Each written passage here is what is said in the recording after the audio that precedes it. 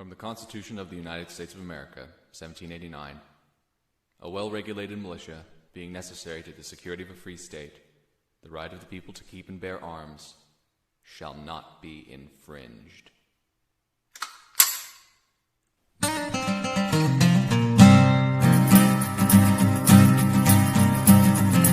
I got the rifle on my back that my father used to own, and he carried it before me 'cause a man defends his home.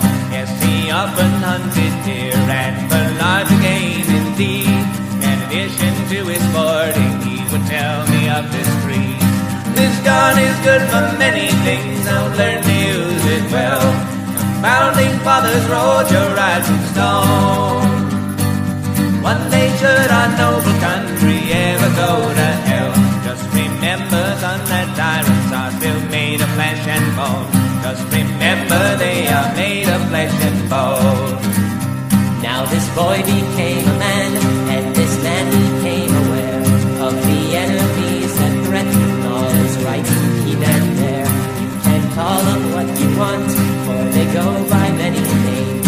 It don't matter what you call them, 'cause I'll tell them all the same. My gun is good for many things, I've learned to use it well.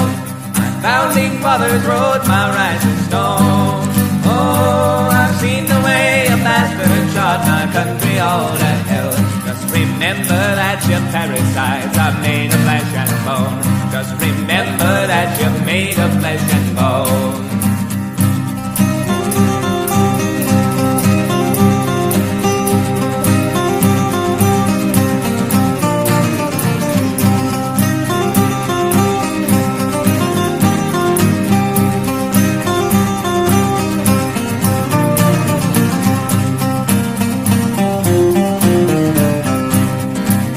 There's 100 million patriots and 300 million guns.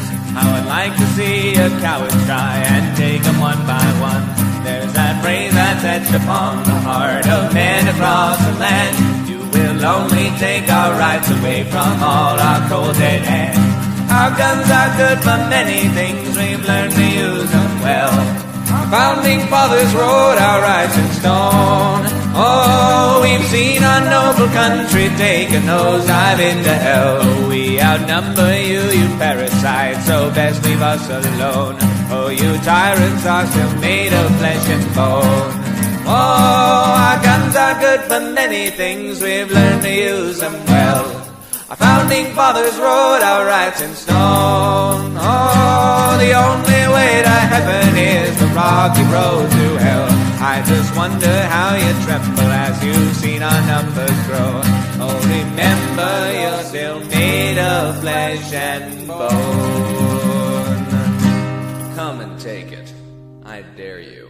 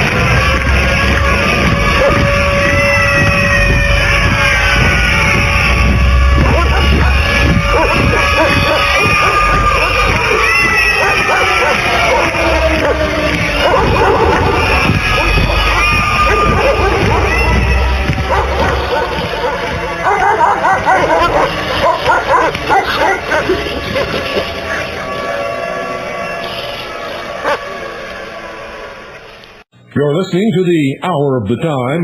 I'm William Cooper. Look, I just received from email, that's electronic mail over the internet, from a friend of mine who has just disclosed that his wife is threatening to leave him if he doesn't stop playing the intro to this broadcast at 2 or 3 o'clock in the morning. It seems that he's been staying up late at night replaying old broadcasts of the Hour of the Time, and he doesn't have any headphones. instead of whining into the program, he's putting every hour on the hour, she says, she can hear the barking dogs and the wailing sirens and the stamping feet of the Nazi jackbooted thugs as they go about their business. And I can certainly understand her position.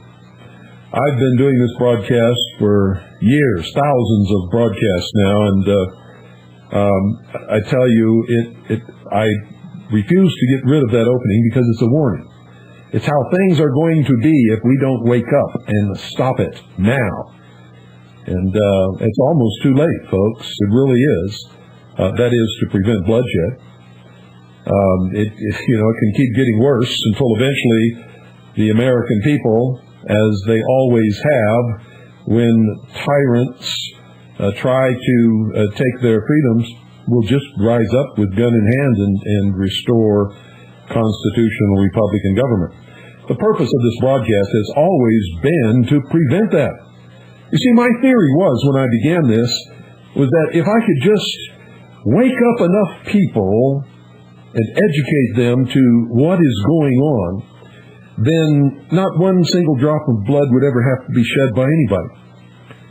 And I always thought that that was a noble effort, that that was something worth doing. But, I have succeeded in awaking millions of people, literally millions of people who had no clue, who are now awake and battling against the coming tyranny. There are still an awful lot of people out there who have never understood what's happening. They know something's wrong. Everyone does. Everyone can feel that something is wrong in their gut. I don't believe that there's anybody out there who doesn't feel that. At least no one that I've met. These people have just not been given the opportunity to have someone sit down and show the documentation and explain to them what's been happening over the years. And so we continue to try, and one of the things that I use is the opening to this broadcast because it is an attention getter. And when I was on WWCR, which was loud, clear signal that was broadcast all around the world, a lot of people just drifting through the shortwave frequencies were captured when they heard of that sound. So, while I certainly understand her concern, having to listen to that through the night, and I've advised my friend, don't do that at night. Do it sometime when she's not trying to sleep, or go down and spend $20 for a set of headphones. But we will keep it. It was suggested that I get a new intro to the broadcast. I can't do that. This fits perfectly, and it tells it like it is. Now, don't go away. I'll be right back with a whole bunch of stuff that you're going to find terribly interesting if you care about the United States of America, if you care about living in freedom.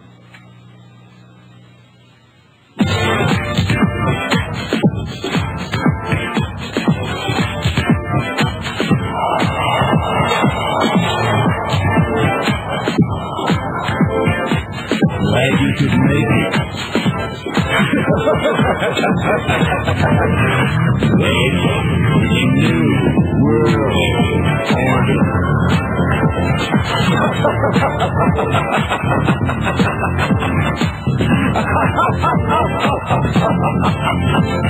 Never in human history has so few taken so much from so many as America's Illuminati and their warlords of Wall Street and Washington. In just 8 years, these banksters and international government gangsters took us from the greatest creditor nation to the largest debtor nation on earth. Our standard of living has dropped like a rock for 4 out of every 5 Americans. They have foreclosed on our homes, our farms, our factories. They've exported your jobs and surrendered our arms. They want more. Well, folks, I have my copy of the Constitution for the United States of America here. I always carry a copy. I have my cup of jasmine tea that Annie has so graciously prepared for me so that my throat will not get dry during this broadcast. I have my computer here in front of me so that I can access information all over the world, and a telephone here at my left hand in case I need to call someone, and stacks and stacks and stacks, reams, literally reams of paper that come in through the mail from all of our associates and members worldwide who send in information that you'll never see on the 6 o'clock news. Document it, investigate it. We spend time here going through it and analyzing it, and a whole bunch of other things. We have, of course, our library, which at the current time is packed away in boxes and storage because we don't have a place to put it. But it rivals any library in the world for the subject matter that it covers. And those of you who visited the library when we had our research center in the old drugstore in St. John's know that that's true. Now, I have access to information, ladies and gentlemen, that you will never see in your whole life. I have access to information that is suppressed, that you will never hear or see on the 6 o'clock news by Dan Rather-Not, the talking head that gets paid $2 million a year just to keep from telling you the truth. Haven't you ever wondered why these guys get such a big salary for sitting in front of the television camera looking pretty and not sweating on their collar and reading from a teleprompter something that someone else wrote? It's to keep them from all of a sudden in the middle of a news broadcast telling you what's really on their minds or what they may know to be the truth that is not being told, or from just flat telling you that what they are being told to tell you in exchange for their salary is just a flat-out lie. There are a lot of things going on all the time, folks, taking us farther and farther away from freedom and into a one-world totalitarian socialist government. How many of you have heard the lie that's being spouted on television right now that the latest polls favor Clinton's performance 69%? 69% of the American people favor William Jefferson Clinton's performance as President of the United States of America and don't feel bothered by any of the scandals that have plagued his presidency. How many of you have seen the questions that were asked on the poll? Were you aware that nowhere on the poll does it even mention President Clinton, his administration? The word Democrat does not appear anywhere. Do you know what people were asked in order to get that 69%? Do you think things are going well in your personal life? 69% of the American people answered that yes. Not their public life, not their business life, not their job, their personal life. 69% of the American people answered yes, and they have now lied to you. They've taken that 69% and they say that reflects that 69% of the American people are satisfied or believe that President William Jefferson Clinton is doing a good job and that these scandals do not affect his presidency. You see how easy it is to create a poll and then twist the answer to reflect a meaning that was not intended by the respondents of the poll, nor was the question even asked. Well, if you don't believe me, folks, do what I did. Get on the internet, get a copy of the poll, and find out for yourself. It's there for the asking. And I believe that CNN actually reported that fact, much to my surprise. They only did it once and then didn't do it again, but they did report it once. Now that's amazing, because the communist news networks normally don't tip the hand as to how they're manipulating it. How many of you knew that Hillary Clinton has joined the ranks of the loony fringe element paranoids in this country? That's right. Hillary Rodham Clinton has joined the ranks of those loony fringe element paranoids who think someone is always out to get them. In a startling announcement, she declared herself to be a conspiracy theorist. Can you imagine that? Hillary Clinton, on a major network morning program on January the 27th, claimed that the allegations of sexual misconduct against President Clinton and the allegations that he coached Monica Lewinsky to lie about it are the fruits of a vast right-wing conspiracy. Hillary theorized, folks, that those names involved in putting forth the allegations against her husband are right-wing, have popped up in similar situations in the past, and therefore constitute a right-wing conspiracy against her husband. And, of course, her. She used the word "we" a lot, as if she's the president or half-president. The fact, folks, that it has been President Clinton and Hillary who have condemned all conspiracy theory as being the manifestation of right-wing paranoia makes this a most remarkable development. In the aftermath of the Waco massacre and the Oklahoma City bombing, the President and Hillary Clinton labeled conspiracy theorists, and I quote, paranoid, right-wing, extremist, fundamentalist, and white supremacist, end quote. The press echoed the Clintons' statements and urged the American people to ignore conspiracy theories because they, quote, are the product of the paranoid and twisted minds of right-wing extremists, end quote. Isn't it funny that before Democrats came to power in the White House, all the conspiracy theory in the country was left-wing conspiracy theories against the Republican presidency? I find this extremely humorous.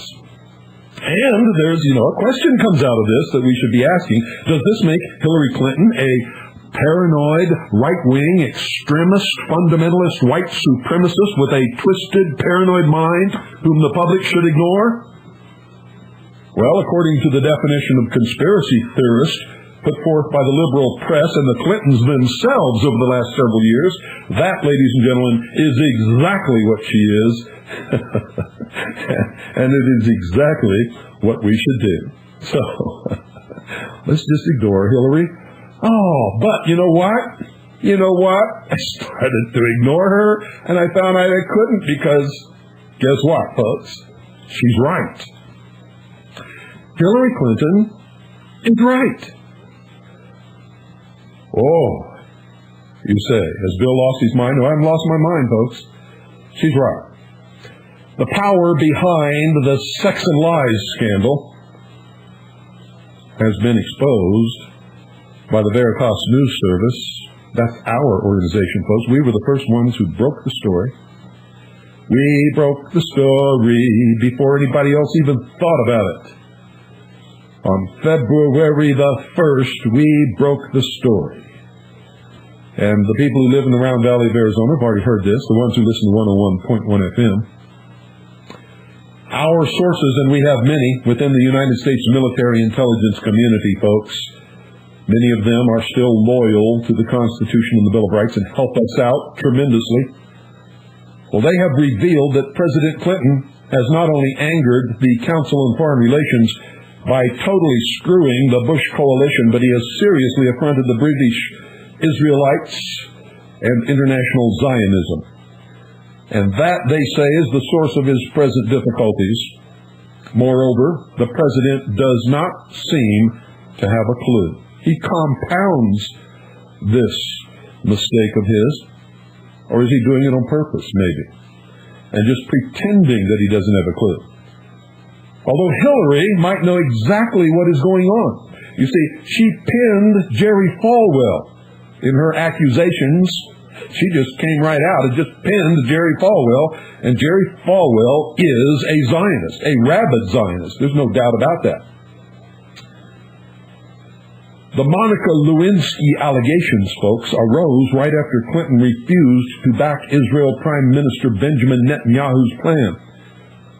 Clinton called for Israel to pull troops out of some of its territory that has been ultimately promised to Palestinian rule against Netanyahu's, the Israeli right-wing and Zionist wishes. In fact, the international Zionists are up in arms over this thing, and they are extremely angry at Clinton for this. But that's not all of it, folks. Clinton made a terrible mistake in dealing with Israel and international Zionism.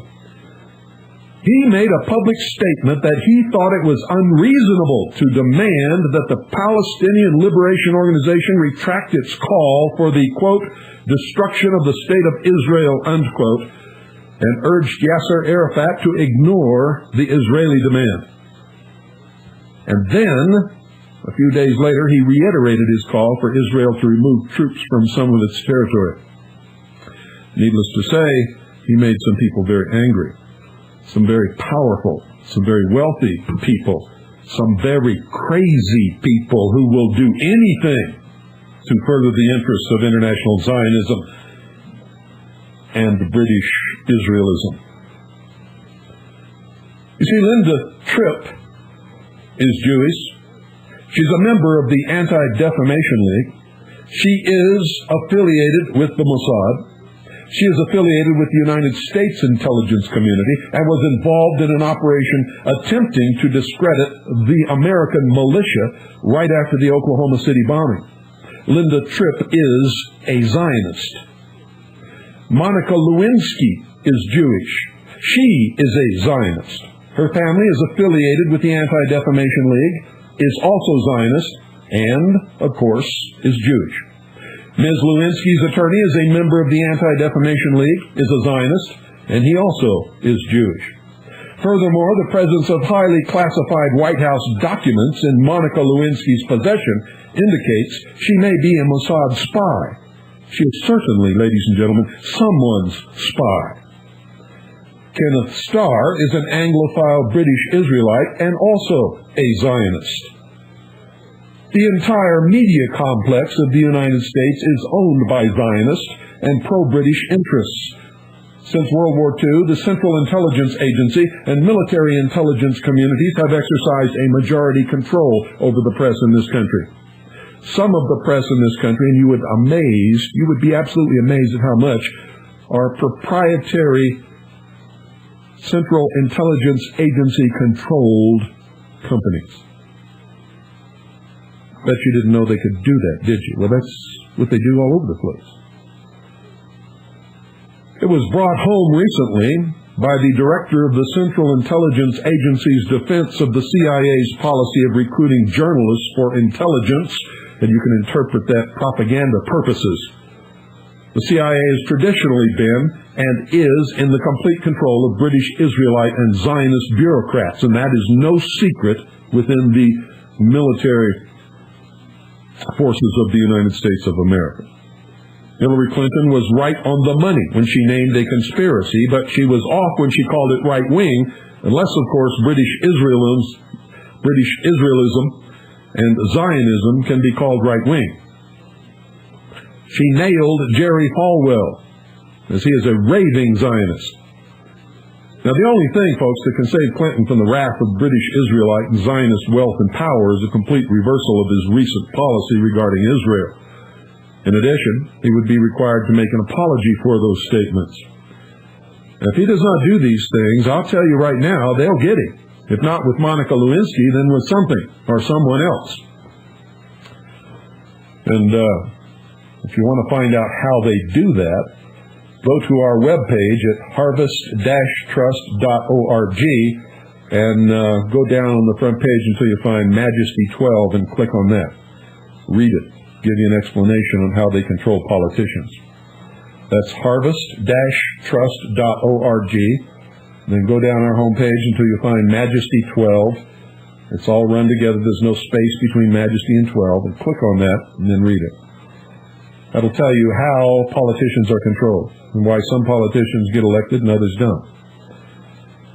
This appears, folks, to be the best explanation yet why the liberal press is crucifying the president that they have gone to so much trouble to protect all during his presidency. I mean, they've always lied for this guy. They've covered up for him.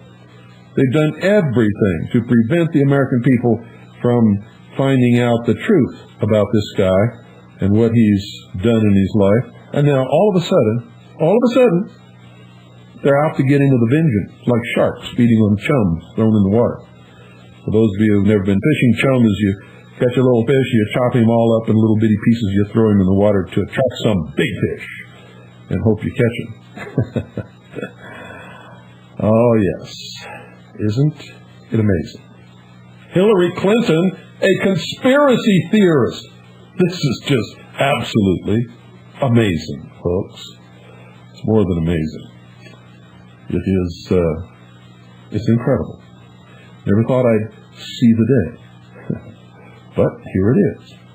There it was. When she did it. January the 27th.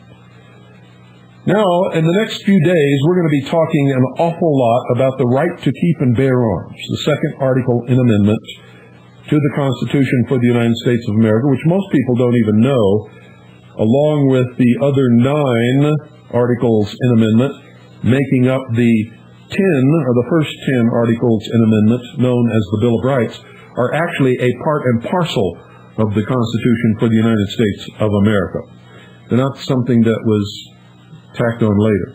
The Constitution could not and would not be adopted by the states, the first 13 states, unless they were added as an integral part of the Constitution.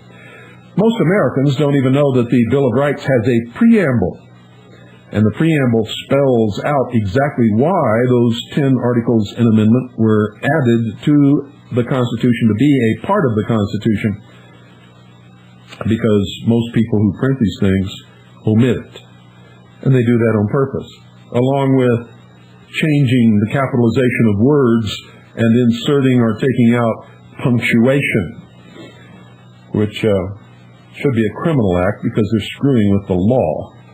Punctuation changed the meaning of the law, and so does the presence or absence of a capital letter at the beginning of a word. Those of you who don't really understand the law, you're not going to understand what I just said, but maybe someday you'll get into it and start becoming a real people. And when you do, you'll find out what I'm talking about there. Now, the right to keep and bear arms, I don't care which side of this issue you claim to be on. When you get into the law, there isn't a side of the issue. Intent is everything in the law. And when you read the purpose and intent of the Founding Fathers, ladies and gentlemen, there is only one conclusion that can be reached. They didn't keep it any secret. They wrote extensively about the second article and amendment, the second article of the Bill of Rights. And so it's very easy to discover what the intent was when the law was written. And whatever the intent was, is, and always will be, the law. And so you can't come up, 200 years later and say that the law means something else against the intent of the people who actually wrote and passed the law. In this case, the supreme law, the law of laws, it is the United States government. And anything that goes against it is not, is subversive, as a matter of fact. Isn't it incredible how things get twisted? Wrong becomes right and right becomes wrong over the years. And it's all done with propaganda. If you tell people a big enough lie, often enough, they come to believe it. Because most people never, ever, ever check into anything to discover for themselves what's right and what's wrong. If they didn't learn it in school, by the time they get out of school, whatever their level of schooling was, then they're not going to go back and touch it again for the most part. Now, there are some people who certainly don't fit that mold. But there are an awful lot of people who do. So, what I want to do, folks, is just take you through some opinions of some other people. And right off the bat, I want to start with the United States Senate's report on the right to keep and bear arms. Simply because if you have it right straight from the horse's mouth, right off the bat, then it'll be a lot easier for you to understand what's going to come later. This is entitled The Right to Keep and Bear Arms, a report of the Subcommittee on the Constitution of the Committee on the Judiciary, United States Senate, 97th Congress, 2nd Session, February 1982. It was printed for the use of the Committee on the Judiciary, United States Government Printing Office, 88-618, Washington, 1982. It's for sale by the Superintendent of Documents, United States Government Printing Office, Washington, D.C., 20402, so there's no excuse why you can't get your own copy and read it. It also can be accessed through many different databases on the Internet. The Committee on the Judiciary, at the time this report was written, was made up of Strom Thurmond, South Carolina, Chairman, Charles M.C.C. Mathias, Jr., Maryland, Paul Laxalt, Nevada, Orrin G. Hatch of Utah, Robert Dole, Kansas, Alan K. Simpson, Wyoming, John P. East of North Carolina, Charles E. Grassley of Iowa, Jeremiah Denton of Alabama, Arlen Specter of Pennsylvania, Joseph R. Biden, Jr. of Delaware, Edward M. Kennedy of Massachusetts, Robert C. Byrd, West Virginia, Howard M. Metzenbaum, Ohio, Dennis D. Concini, Arizona, Patrick J. Leahy, Vermont, Max Baucus, Montana, and Howell Heflin of Alabama, and Vinton Devane Lead was the chief counsel. Quentin Crommelin Jr. was the staff director. The Subcommittee on the Constitution was Orrin G. Hatch, Utah Chairman, Strom Thurmond, South Carolina, Charles E. Grassley, Iowa, Dennis D. Concini, Arizona, Patrick J. Leahy, Vermont, Stephen J. Markman, Chief Counsel and Staff Director, Randall Rader, General Counsel, Peter E. Ormsby, Counsel, Robert Fiedler, Minority Counsel. And I'm going to skip the table of contents and go right to the preface and begin here. And if I don't finish today, we'll continue to mark as all this week is Right to Keep and Bear Arms Week. And you're going to want to take notes. You should have already copied down the source of this report so that you can get your own copy. You need ammunition to fight these liars out there who are trying to take your rights away from you. There's no people in the history of the world who have ever been disarmed, who have not shortly thereafter been enslaved or murdered. Think about that. And if you don't believe it, start your own little jaunt into history. And you will discover, ladies and gentlemen, that what I just told you is absolutely true.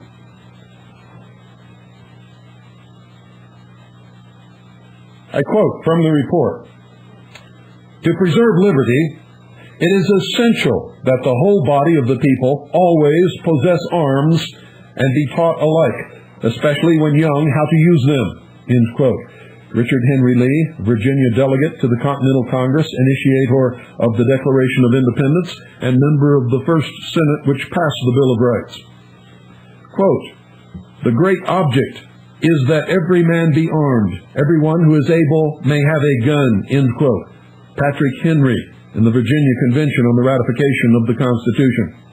Quote, "The advantage of being armed the Americans possess over the people of all other nations, notwithstanding the military establishments in the several kingdoms of Europe, which are carried as far as the public resources will bear, the governments are afraid to trust the people with arms." End quote.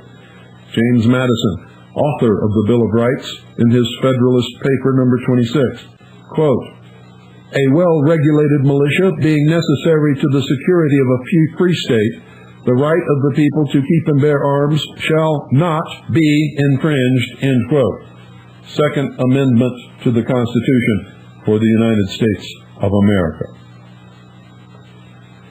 Now this preface, ladies and gentlemen, was written by Orrin G. Hatch from Utah. He was the chairman of the subcommittee on the Constitution, and he wrote this on January the 20th, 1982.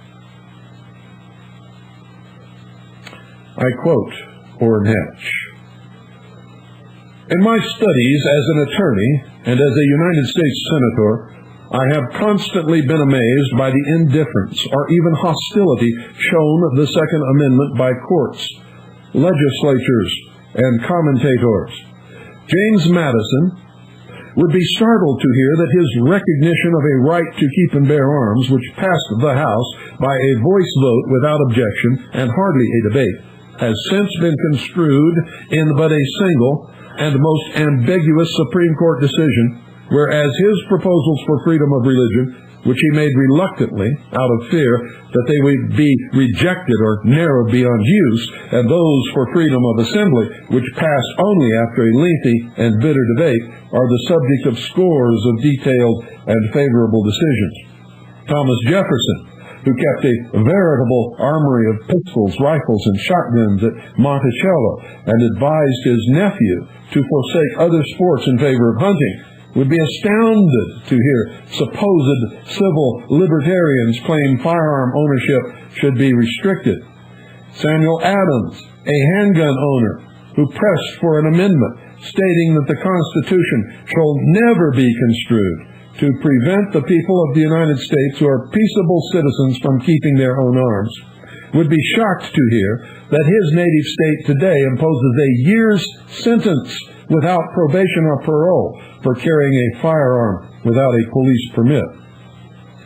Now, this is not to imply that courts have totally ignored the impact of the Second Amendment in the Bill of Rights. No fewer than 21 decisions by the courts of our state have recognized an individual right to keep and bear arms, and a majority of these have not only recognized the right, but invalidated laws or regulations which abridged it. Yet in all too many instances, courts or commentators have sought for reasons only tangentially related to constitutional history to construe this right out of existence. They argue that the Second Amendment's words, quote, right of the people, end quote, mean, quote, a right of the state, end quote, apparently overlooking the impact of those same words when used in the First and Fourth Amendments. The, quote, right of the people, end quote, to assemble or to be free from unreasonable searches and seizures is not contested as an individual guarantee, nor is it implied that they belong to the state. Still, they ignore consistency and claim that the right to, quote, bear arms, end quote, relates only to military uses. This not only violates a consistent constitutional reading of, quote, right of the people, end quote, but also ignores that the Second Amendment protects a right to keep arms.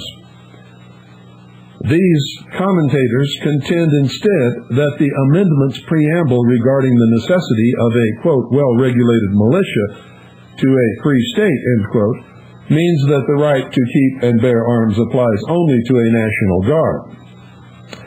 Such a reading fails to note that the framers used the term, quote, militia, end quote, to relate to every citizen capable of bearing arms, and that Congress has established the present National Guard under its power to raise armies, expressly stating that it was not doing so under its power to organize and arm the militia.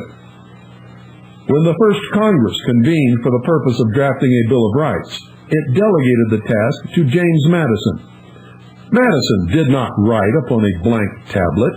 Instead, he obtained a pamphlet listing the state proposals for a Bill of Rights and sought to produce a briefer version incorporating all the vital proposals of these.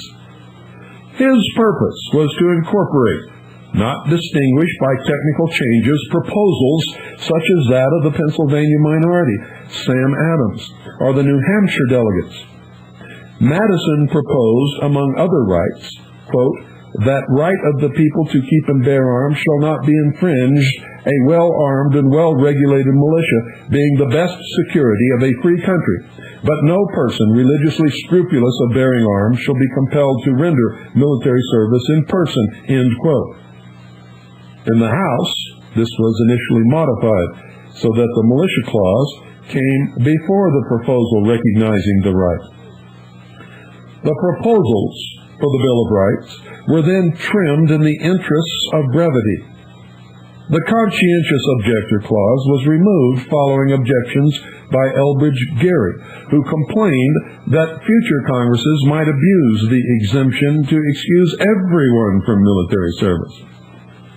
The proposal finally passed the House in its present form, quote, a well-regulated militia being necessary to the security of a free state, the right of the people to keep and bear arms shall not be infringed, end quote. In this form, it was submitted into the Senate, which passed it the following day. The Senate, in the process, indicated its intent that the right be an individual one, for private purposes, by rejecting an amendment which would have limited the keeping and bearing of arms to bearing, quote, for the common defense, end quote. The earliest American constitutional commentators concurred in giving this broad reading to the amendment. When St. George Tucker, later Chief Justice of the Virginia Supreme Court, in 1803, published an edition of Blackstone annotated to American law, he followed Blackstone's citation of the right of the subject, quote, of having arms suitable to their condition and degree, and such as are allowed by law, end quote, with a citation to the Second Amendment, quote, and this without any qualification as to their condition or degree, as is the case in the British government, end quote. William Rawls' view of the Constitution, published in Philadelphia in 1825, noted that under the Second Amendment, quote, the prohibition is general. No clause in the Constitution could by a rule of construction be conceived to give to Congress a power to disarm the people. Such a flagitious attempt could only be made under some general pretense by a state legislature. But if in blind pursuit of inordinate power either should attempt it, this amendment may be appealed to as restraint on both, end quote. The Jefferson Papers in the Library of Congress show that both Tucker and Rawls were friends of and corresponded with Thomas Jefferson.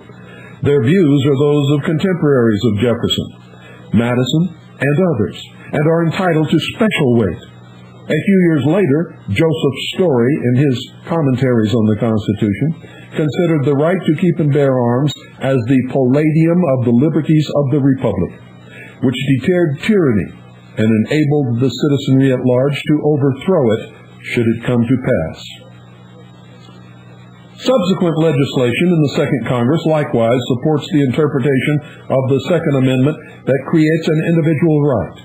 In the Militia Act of 1792, the Second Congress defined, quote, militia of the United States, end quote, to include almost every free adult male in the United States.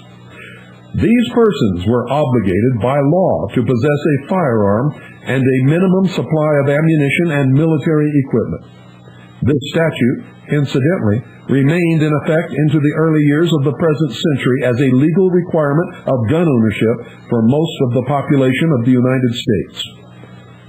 There can be little doubt from this that when the Congress and the people spoke of a militia, they had reference to the traditional concept of the entire populace capable of bearing arms and not to any formal group such as what is today called the National Guard.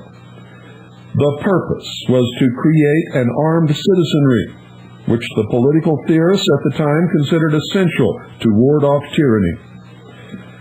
From this militia, appropriate measures might create a well-regulated militia of individuals trained in their duties and responsibilities as citizens and owners of firearms.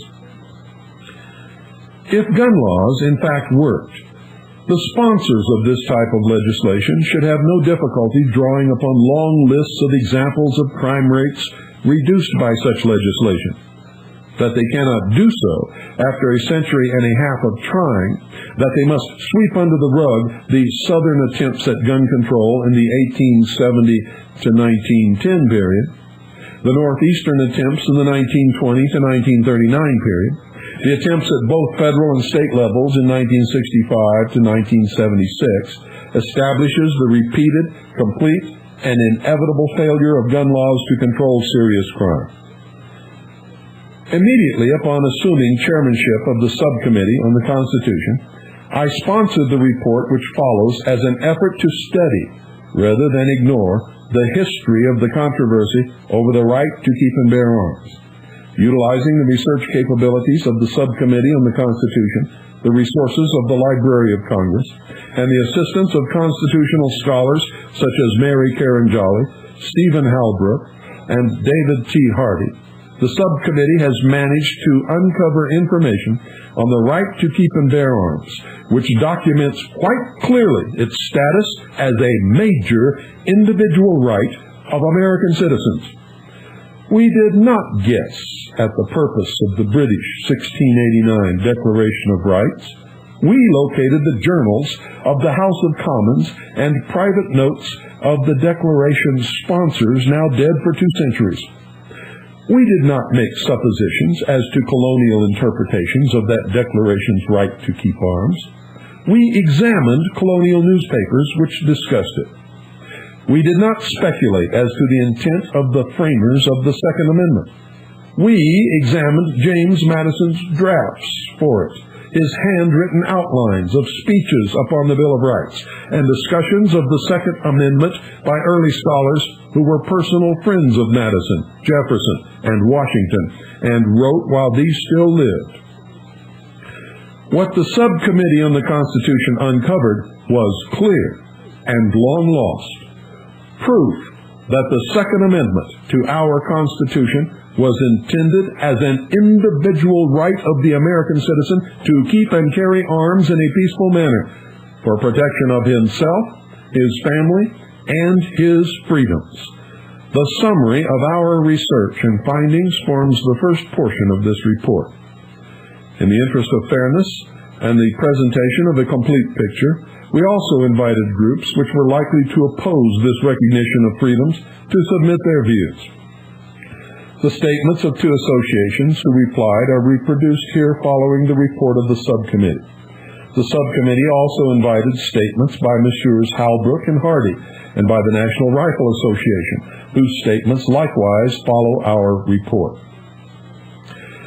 When I became chairman of the Subcommittee on the Constitution, I hoped that I would be able to assist in the protection of the constitutional rights of American citizens, rights which have too often been eroded in the belief that government could be relied upon for quick solutions to difficult problems. Both as an American citizen and as a United States Senator, I repudiate this view. I likewise repudiate the approach of those who believe to solve American problems you simply become something other than American. To my mind, the uniqueness of our free institutions, the fact that an American citizen can boast freedoms unknown in any other land, is all the more reason to resist any erosion of our individual rights. When our ancestors forged a land conceived in liberty, they did so with musket and rifle. When they reacted to attempts to dissolve their free institutions and established their identity as a free nation, they did so as a nation of armed free men.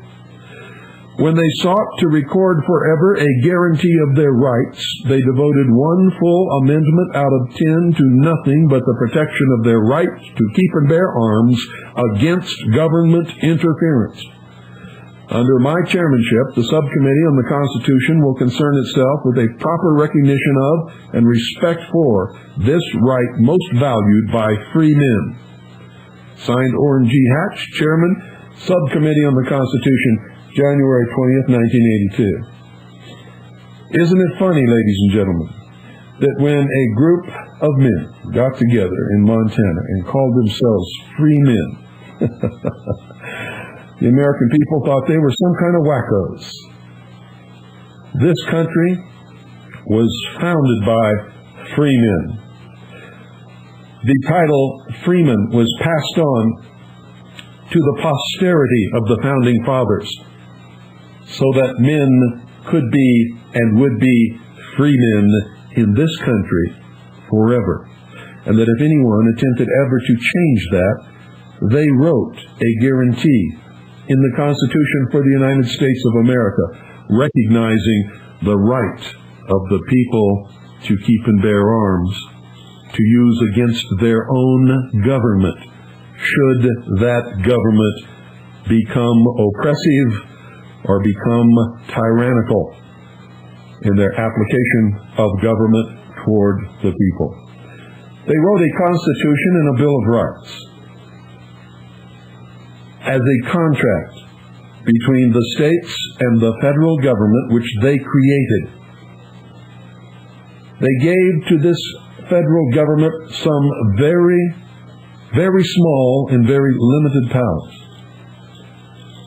They restricted the federal government, ladies and gentlemen.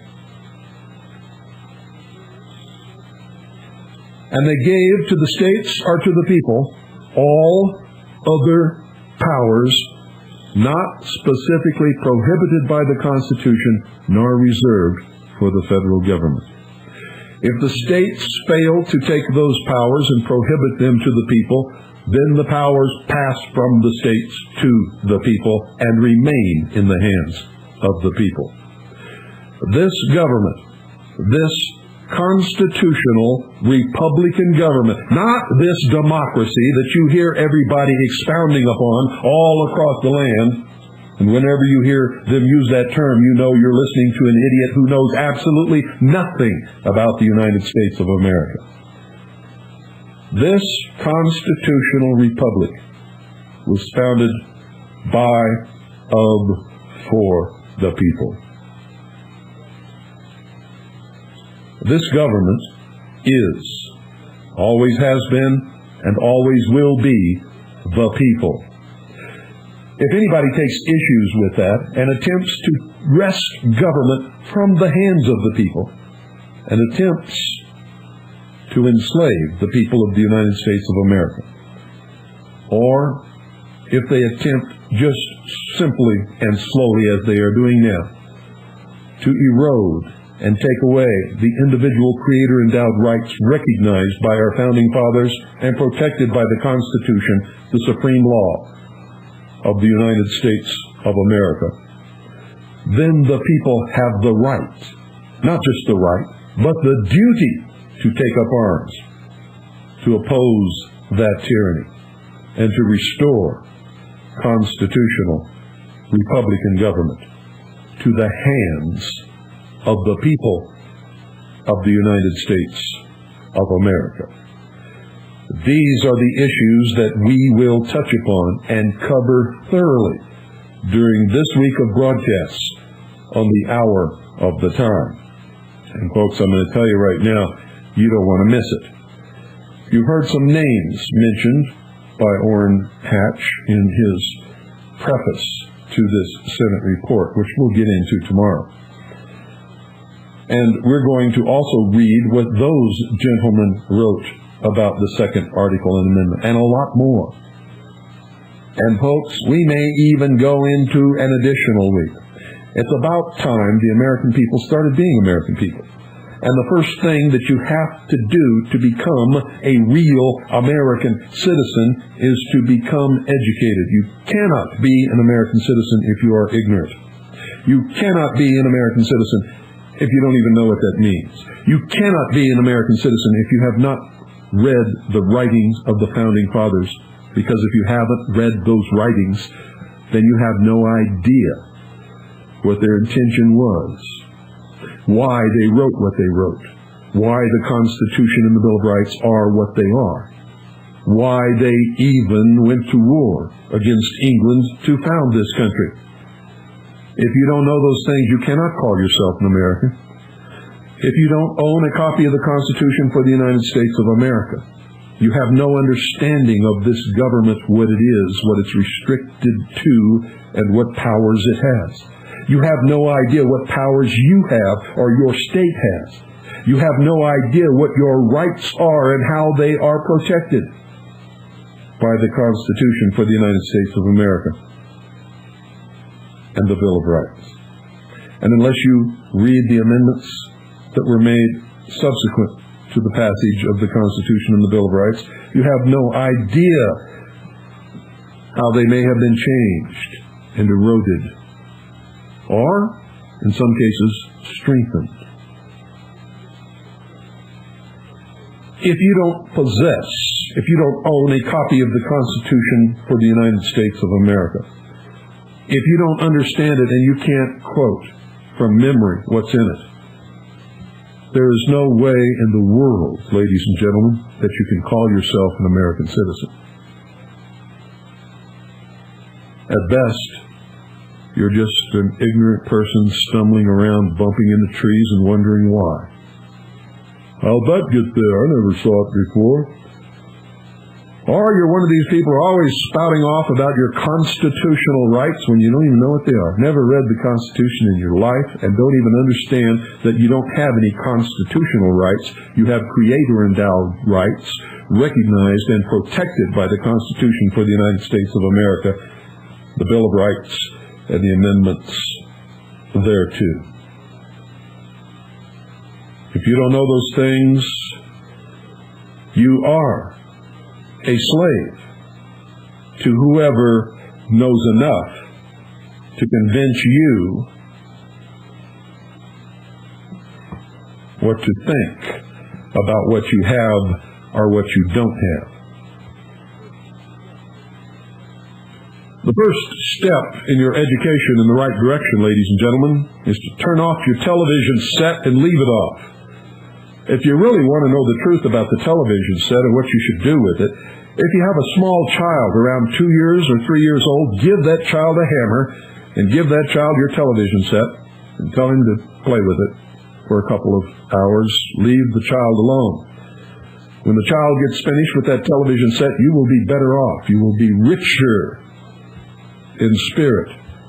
And probably for the first time in your life, your family will sit down and talk to each other, instead of sitting down in silence staring at the screen of the great brainwashing machine of the socialist, totalitarian world government that is coming. Think I'm kind of tough on you? Well, somebody's got to be, folks. We're running out of time.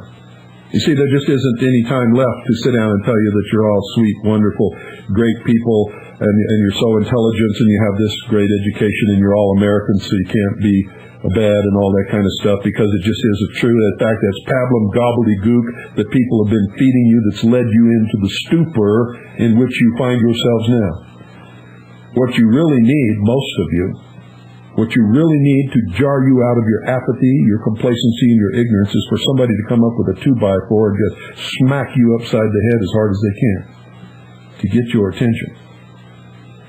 So, since I can't go around smacking you with a 2x4, I smack you with words through the airwaves, hoping that it will make you mad enough to get up off your butt and go to the library, or go to the U.S. government printing office, or go to a federal repository and just try to prove me wrong.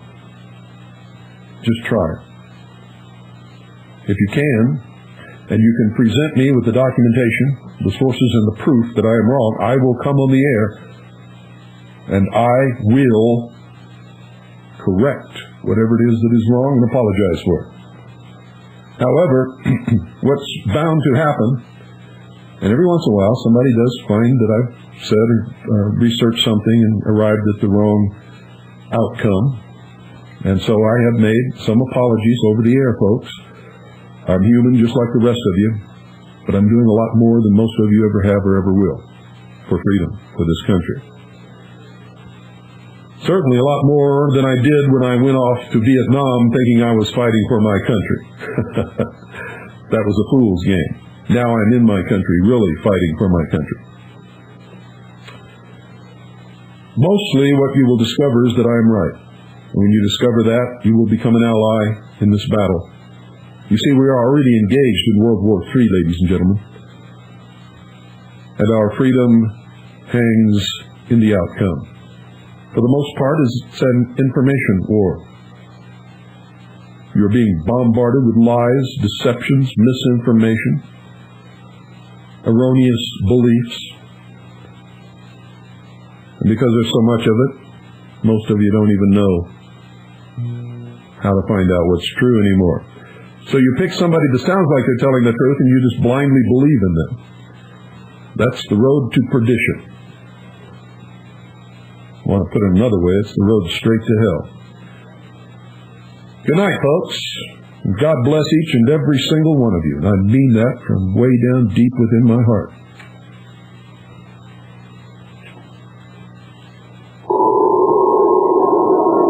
All of a sudden, in the middle of the night, there's a loud knock on your door. Hey, honey, something's not right.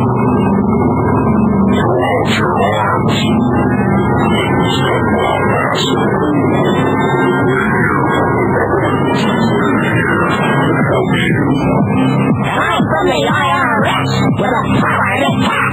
Did you get a complaint? Give us a fax. Yankees house. Surgery guns. Give me your code. You never made like a hole.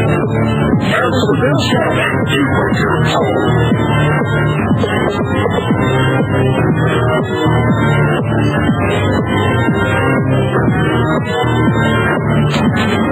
Hillary Salala, Rio Janet Dyke, reading the words of General Albert Pike, the money founder of the Ku Klux Klan, engineer of the Masonic Master Plan. Pike said, Lucifer is God across this land, and Clinton saying, take the mark in your right hand. While we're all dancing to the drums of a fourth Reich, Clinton's preparing it for another huge attack. Order out of chaos, depression, inflation, create the panic and rape the nation. Crisis creation, incite black and white, program agitation. Don't make this! You're surrounded! By the UN in white and blue, the ATF, the men in black, of the One World Order. But it's not new. Iron Mountain, computer beasts, and cattle mutilations. Black projects, UFOs, and weird genetic combinations. The Nazi doctors didn't die? Come on, get him. They came here with the OSS through Operation Paperclip. National ID, debit card? Yeah.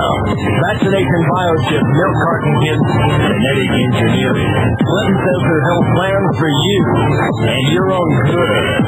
Sure. And Adolf Hitler's Robin Hood. Masonic mind manipulation. Inciting riots is crisis creation. Biochip implants. You're listening to 101.1 FM Eager. Classic radio, like you always wished it could be.